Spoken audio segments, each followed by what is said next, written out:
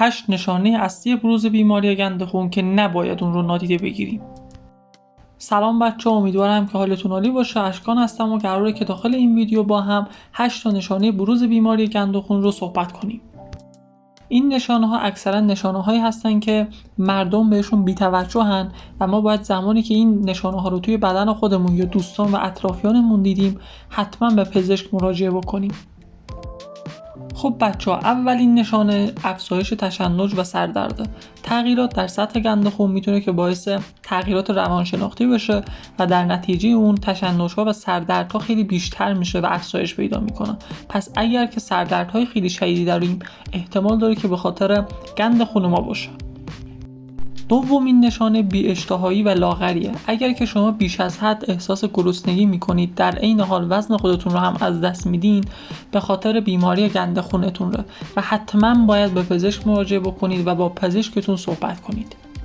سومین گزینه افزایش تحریکه. اگر که متوجه شدین بدنتون بیش از حد عرق میکنه، این عرق کردن یکی از عامل‌های اصلی بروز بیماری گند خونه و اگر که اینطوری باشه به احتمال خیلی زیاد به گند خون دچار شدین. چهارمین گزینه خشکی دهان و تشنگی بیش از حد. افزایش گند خون باعث تشنگی زیاد و خشکی دهان میشه. اگر این علائم رو تجربه میکنید، حتما بهتر که با پزشک خودتون مشورت کنید.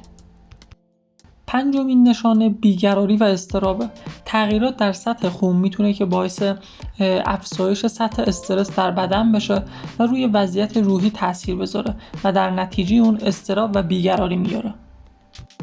ششمین نشانه کاهش تمرکز و کارایی. بیماری گند خون میتونه که تمرکز و توانایی کارایی شما رو کاهش بده و اگر این تغییرات رو تجربه میکنید، حتما باید با پزشک مشاور خودتون صحبت کنید. هفتمین نشانه بروز خستگی و خواب‌آلودگیه. افزایش گند خون میتونه باعث خستگی زیاد، خواب‌آلودگی و انرژی کم بشه. اگر توی همین حالت قرار داریم، بهتره که حتما با پزشک خودتون صحبت بکنید. خب بچه‌ها، میرسیم به آخرین نشانه و اصلی ترین نشانه بیماری گند خون. زخم‌های بهبود ناپذیر و التهابات بالا بودن سطح گند خون میتونه باعث کاهش قدرت بهبود زخم‌ها و درمان التهابات بشه و اگر زخم‌هایی توی بدنتون وجود داره که بهبود پیدا نمی‌کنه و بهتر نمیشه، حتما باید با پزشک خودتون صحبت بکنید. امیدوارم این ویدیو براتون مفید باشه و بتونید که با کمک این ویدیو نشانه‌های بروز بیماری گند خون رو درک بکنید. اما باید تاکید بکنم که هیچ تشخیصی بدون مشاوره و معاینه پزشکی صحیح نیست.